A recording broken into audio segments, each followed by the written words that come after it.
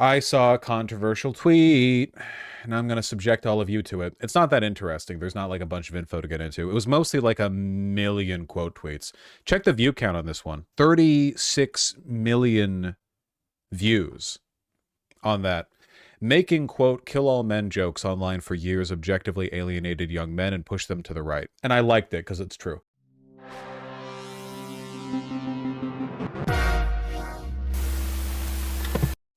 The problem with stuff like this, with rage bait like this, is that if you have a position on it, everyone will assume that if you have like a bunch of adjacent positions. And it's one of those conversations where a bunch of people say really stupid shit. So if you say something along the lines of, I think that might be like part of it, some people might respond to that with, oh, so you think that Gamergate was correct and all young men are victims of a matriarchal society that is engaging in systemic misandry at a level that no human has ever experienced before, and it's basically worse than slavery was.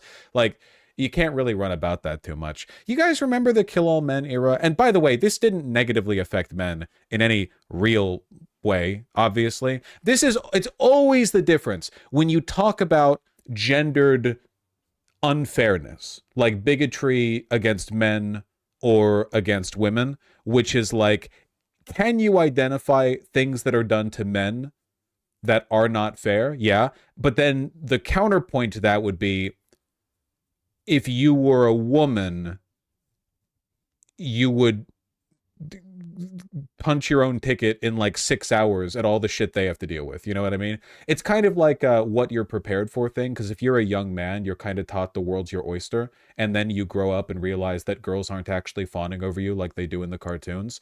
But if you're a young woman, you're usually taught like, hey, just to let you know, no one will ever take you seriously, even if they say they will sometimes, and you might be.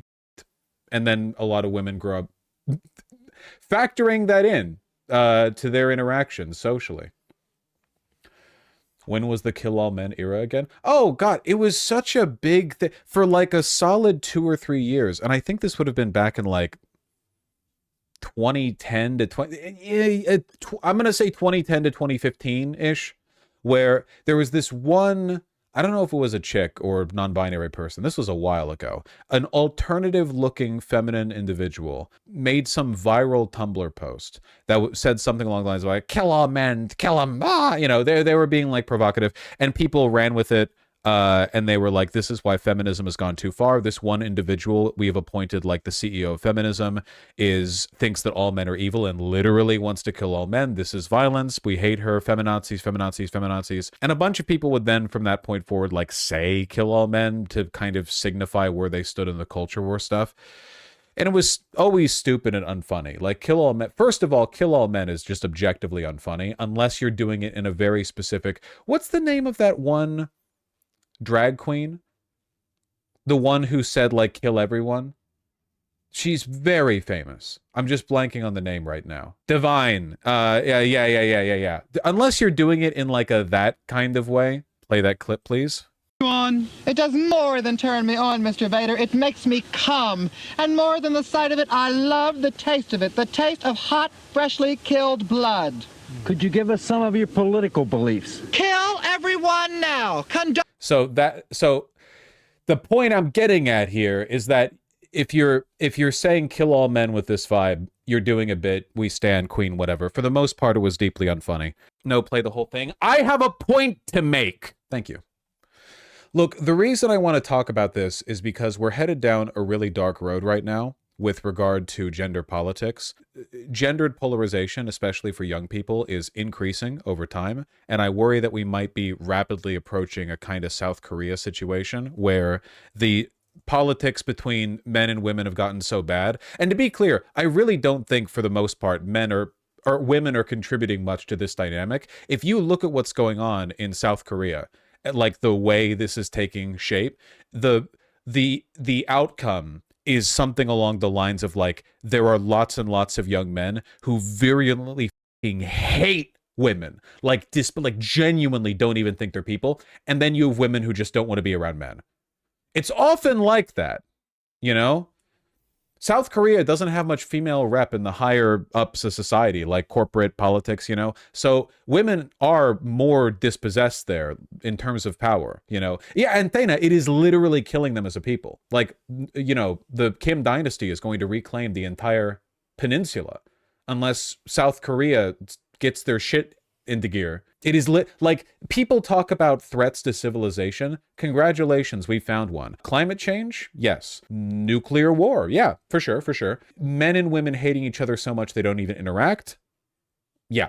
Now to be clear, one again, like I'm not like assigning equal blame here with regards to like when I say men and women not interacting. I think the women might be like kind of justified in not interacting with the men who are acting that way. I don't really fault them for that. The reason I'm going on this big ramble right now, this is exactly what I mean. You have to do all these caveats whenever you talk about it. You're like, oh, here's a comparative example. Now, to be clear, it's a complicated subject, and I think that there's, you know, a difficulty on both sides. But to be clear, just because I think there's a difficulty on both sides doesn't mean that I think that these are equal difficulties or that they relate to an underlying, like, equivalence. I just think that it's necessarily a duolateral dynamic where men and women are both inputting their feelings, and then it can't be just a one-way thing. The reason I'm talking about this is because that got a lot of responses, and a lot of the, let me see if I can find it. There were a lot of men who responded in agreement with this. Now, I'm gonna stop with the Vaush stop being nice and start mansplaining. All right, I will. I'm going to talk about the rest of this on the assumption that everyone watching knows that I am a feminist, man v bear, blah de blah, shut the fuck up, basically. The person who made this post, by the way, isn't some, like, virulent misogynist.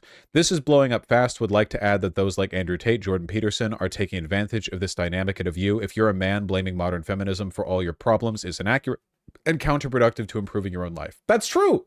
Look, see? So this sentiment right here isn't coming from this. We can talk about like material factors and material forces all we want, you know. To what extent are people even individually culpable for doing stuff like going online and saying kill all men? Are you a personal contributor to the male loneliness epidemic if you do this? No, I don't really think so. What I do think is that, and I feel like the evidence for this at this point is overwhelming, so let's like accept that.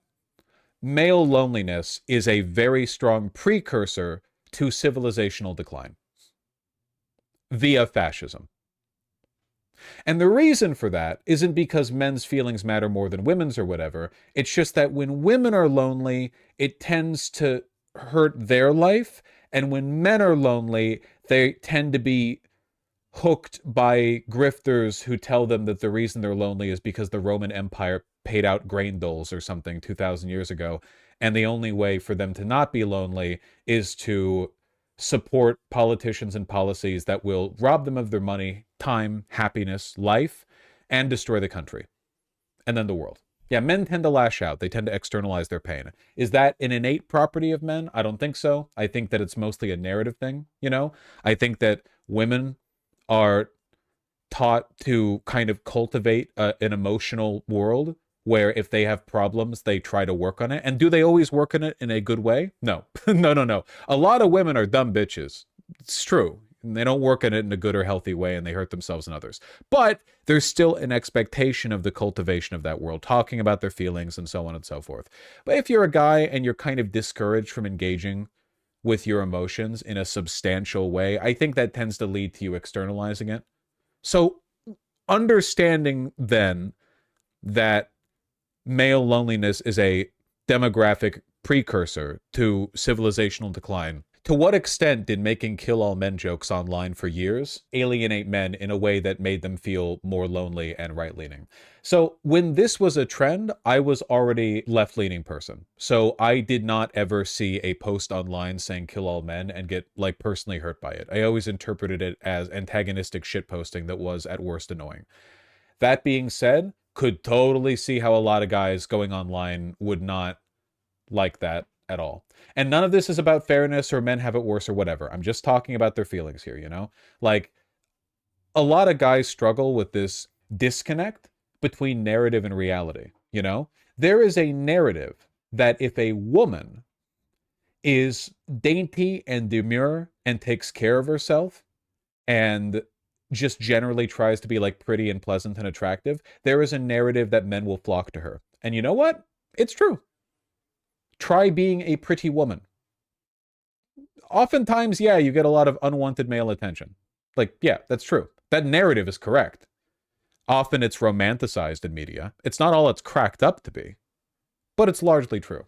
Likewise with men, there's a narrative that if you're cool, well put together, successful, charismatic, confident, whatever, that women will flock to you. Is this true? No, not really. Nah. It actually takes a lot of work to get women to flock to you. I'm not really a woman flocking to me kind of guy, you know? I run about in the social circles that I'm in. I have my fun, but I think that for the most part, the kind of guy who can literally have women like pestering them with attention the same way that a lot of women do with men, that's a pretty rare kind of guy, you know? You're all externalizing your own concerns right now, and what you're forgetting is that I don't care. We're trying to follow this narrative. The narrative that we present to men about how their own version of dressing up and being impressive, how it can attract women, it's not actually true. Or at least the version of it that is presented is not true. It is possible that being well-dressed, charismatic, friendly, pleasant, charming, working out, whatever, can help you socially. In fact, it absolutely 100% will in basically every case, you know? But it doesn't lead to you attaining the same level of desirability that a lot of women experience basically just by showing up. We all get that, right? No one's coming after me yet. No one's biting my head off. I'm not saying there's no point in self-improvement. I'm just saying that, like, you know, you rarely do men get flocked to. So with that in mind, I think that men, especially growing up, struggle a lot with this disconnect where they feel like at some point it would have been nice to have experienced that attention, if for no other reason than to learn that it's not all it's cracked up to be. I think that a lot of young girls like the idea of being like a stunner, and when you enter the room, like all the guys look at you, but then as a lot of girls grow up and become women, they realize that there are actually a lot of negatives associated with being attractive to the extent that you're always attracting male attention. I'm not saying that it's necessarily always bad or whatever, but it can get old fast. I can speak to my personal experience here. When I was in high school, I only had a few friends. When they messaged me, I messaged them right back. Sometimes they would take longer to get back to me. Often they had a romantic partner or something else going on in their life. They weren't like shafting me or anything. They just had other stuff going on, but I didn't. So when I messaged them back right away, my thought process up here, the spiteful little worm in my brain, was saying, oh, well, they just care about you less. Now, I'm a busy guy, and I get more messages than my friends did when they were in school. I'll tell you that much, from a lot of people for a lot of reasons. And a lot of them are, yeah, you guys like proposing to me via email, which obviously you all just get ignored, but now I can tell you not all it's cracked up to be. And I sometimes delay even in responding to my actual IRL real life friends. Why? Well, it's not because I don't like them. I love them. It's just sometimes I'm busy, you know? So now that I've had the experience of being flocked with attention, I understand, and I'm more sympathetic to people being bad at messaging back.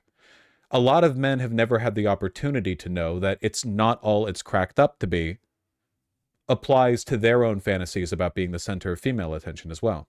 Does that make sense? Women get that chance. Men often don't. So men harbor this resentment. It's kind of like the feeling of FOMO that you get if you have friends who are very sexually promiscuous and you're not. So you hear stories of them doing like let's say a threesome. Like a threesome's a big deal to some people. And, you know, you hear they have a threesome and you're like, whoa. And you feel maybe a little bit of resentment because you haven't had a threesome. And in your mind, it's like really cool. If you've had a threesome, it's almost objectively more awkward and inconvenient than having sex with one person. Like, I'm not saying it's bad or anything. I'm just saying like, it's like, oh, okay, yeah, you know, got one booked in for my 9 o'clock, you know, all right. It's goofy. I mean, I'm not saying it's bad. It's just, you know, it happens. A little bit of work. Can be pretty awkward. I agree with these statements. So because I know that, I'm never going to hear a person say, Yeah, I had a threesome. And then in the back of my head, I'm thinking, whoa, why haven't I had that? You know, now I know. What I'm getting at, I guess, is that I think that people often have difficulty sympathizing with the loneliness and the feeling of FOMO that young men have. And I think that a lot of the jokes and negative attention that we direct towards men, we direct towards grown adult men in concept, but all men and boys hear it, if that makes any sense. There are a lot of negative, disparaging comments that you could make about guys that apply to like subgroups of men, often quite large subgroups, mind you. And I want to, because I know people are going to say like I'm woke or whatever. To be clear, I have made tons of disparaging comments about women as a group. Like we all like, I am very, very fair on this. This is not being expressed out of like a ideological partisanship or unwillingness to, you know, like only men should be criticized. I don't believe in that, you know.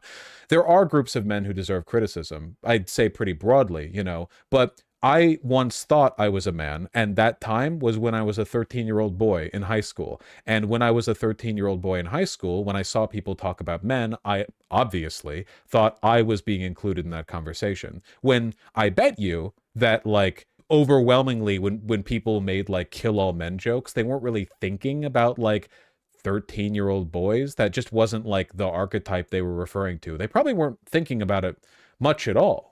Does this mean that like it's always wrong to make disparaging groups or disparaging statements about groups of people? No, sometimes it's funny. The kill all men thing was pretty unfunny, which honestly is one of the main reasons why I'm agreeing with the post. It just wasn't clever. There wasn't really a point to it. It wasn't being done in a interesting way. So it was just like senseless vitriol with no underlying comedic element. It was worthless, but it had to be funny. Is there any demographic that wouldn't turn against us if we said kill all X comments about them? That's a good point, and it's worth saying. From our perspective, like people watching this now, if you're watching this channel, in your head you're thinking like, obviously kill all men doesn't mean anything. There's literally no real threat here. I guarantee you 90% of the people saying kill all men were either men or had a boyfriend. Like there's no, but then like imagine explaining that to a young, like kind of lonely guy who already feels like men don't have a lot of leeway when it comes to social expression. Like you're lonely, you feel FOMO, you feel like you're missing out. And by the way, every young man in high school, every single one of them thinks all the rest of their male peers are having sex. It's an incredible collective mental illness. The reality is even the coolest kids in high school are at best awkwardly overstating every story they have and probably making most of them up. But people always assume, young people are like, is it over for me? I'm a 17-year-old man and I haven't had sex yet. No, it's a lot of people haven't had. You're a junior in high school or something. What are you talking about? But it sounds crazy to us, but that's how they're thinking. And they think everyone around them, except for them, is in that boat. Young people have the brain of a pea. Yes, this is true. It's many such cases. All such cases. There have been so many like bad ways of approaching this. The male loneliness epidemic is often framed in a bunch of different ways, and one of the most like sinister ways in which it's framed is in the like state mandated girlfriend kind of way. Like women should be more nice to guys. Women should give more guys the time of day. You see these like generalized statements made from like the insecurities of a dude posting on an incel forum where he's like, why won't these girls talk to me? Like that, if that's the approach you're taking from it, then come on. And then there's this other approach that a lot of lefties take, which is really unhelpful, which is like, well, what if men were better? I mean, yeah, I get, what if everything was? That'd be great. It's just not very helpful. Like, you know, it is a skill issue answer. I think I'm gonna do I want to like invoke the nuclear option on the edgy comparisons? You know, you can okay. I kind of don't, so I'm not going to. All I'll say is that like I think that you can thread a needle, you can like walk a line. You can walk a line where you acknowledge that we're not really talking about like the way we treat each other individually, but rather the expectations we have for one another as a group. Maybe I'm a little bit more vitriolic than I intend to be sometimes, and I think a lot of that is because I'm making the same projections that I'm now criticizing in this moment, where I see people online whining about how men are mistreated, and I'm thinking with the knowledge of a 30-year-old man, like, what are you talking about?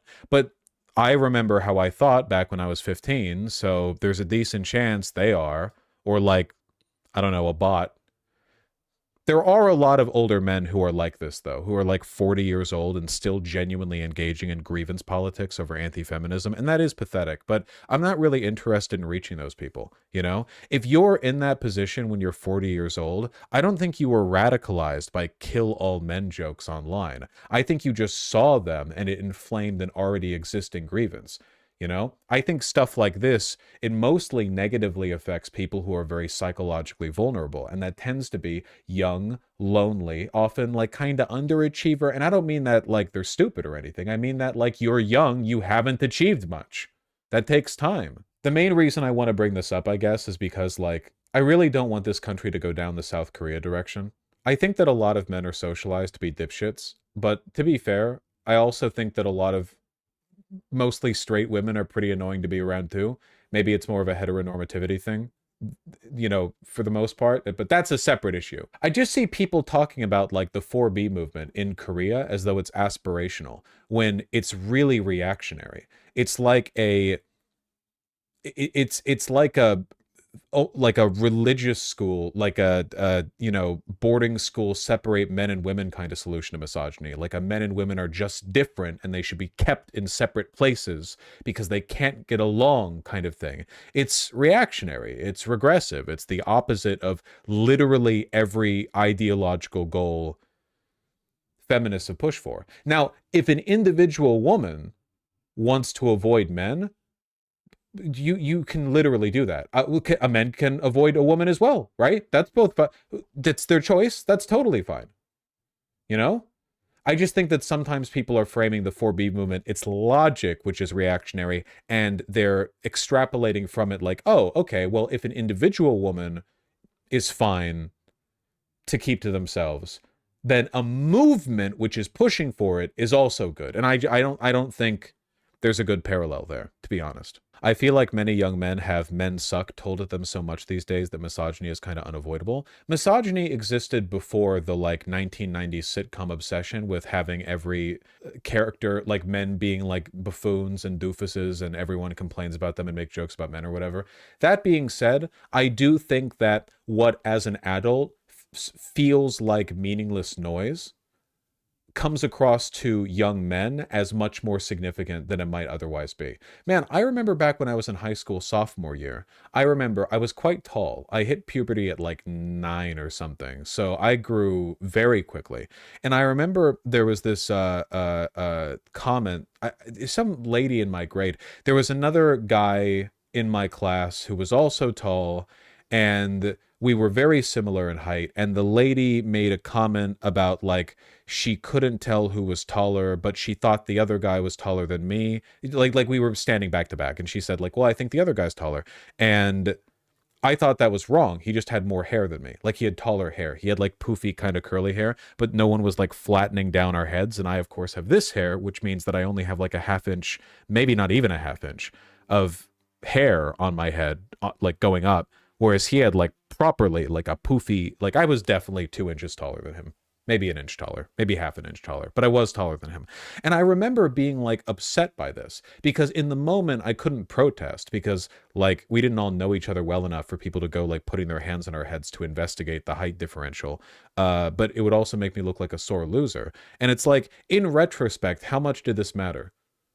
Literally like less than not at all. I can't imagine anything in my life mattering less. The breakfast I had that morning contributed more to who I am today than that moment in like a meaningful material sense. But how much did that moment occupy my thoughts afterwards? A decent amount, kind of, which is dumb, but so are young people. I don't know. I'm just trying to encourage the particular attitude with regard to like the way young men might perceive some kinds of social messaging. And again, none of this is intended to be a men have it worse, because I don't think that, you know, everyone, there's always people who email me and they're like, I think you really underestimated the negative social pressures women face. To which I have to say here preemptively, I wasn't even talking about them. And I don't think that I should have to spend 50 minutes listing, like, all right, everyone, feminism check. Let me list, like, every single woman who's ever been born before I can talk about men's issues or whatever. Like, let me, like, detail the Andrea Dworkin's theories on everything before I'm allowed to comment. I just, people do act like that, though. And you do this like every 2 minutes. It's pretty evident from the way that I talk that I've been subjected to a lot of hate and scrutiny over the 5 years that I've been doing this. And, you know, I think I thread the needle pretty well, to be honest with you. A lot of people outside the community might, without watching me, say like, oh yeah, Vaush, he's like a debate bro and he hates women or whatever. But I think that we land pretty well. I think you're correct because I've also experienced that height thing. When you're a young guy with no real achievements, these biological characteristics are some of the only things you have to go off of, and it's almost like part of your identity to a certain degree. Yeah, 100%. 100%. God, why do you think young men, like, hyper-fixate on dick size so much? By the way, for those of you who don't know, and I'm not projecting when I say this, obviously I'm admitting to this myself, but this is the case for basically every young man. They're, like, how big is X? X big, relative size chart, percentile, dick volume. Like the amount of insane fixation on like engaging in like cock taxonomy that young men do and the insecurity around it. It doesn't matter. No, of course it doesn't matter. But it's literally true. It's a joke right now, but like I guarantee you, majority men watch me. It doesn't always seem that way based on the VGG demographics, but that is true. I guarantee you, more than half of the people who are currently watching this, which would put it, what, I don't know how many people, like 4,000 people right now watching this, about half of the people watching this, minimum, at some point in their life, were like weirdly, fixatedly insecure about their dick size. It's totally nonsensical. It has nothing to do with, it's barely even like a consequence of external validation. It's just like a ambient social pressure? Not even ambient social compulsion. I don't know. I'm kind of rambling. It's just like the psyche of a lot young men is, you know, they're fraught with, I guess, insecurities born of us not having a compelling narrative for them to feel confident over, and it means that they're easy to manipulate with negative narratives, and I think that we should be conscious of that as we talk about these larger social issues, and I am occasionally antagonistic. It's stuff like this. In response to what they said, the person saying kill all men jokes radicalized young men. Oh God, shut the fuck up. Women have put up with 1,000 times worse than kill all men jokes. Men actually murder or rape women every minute of every day because they hate women.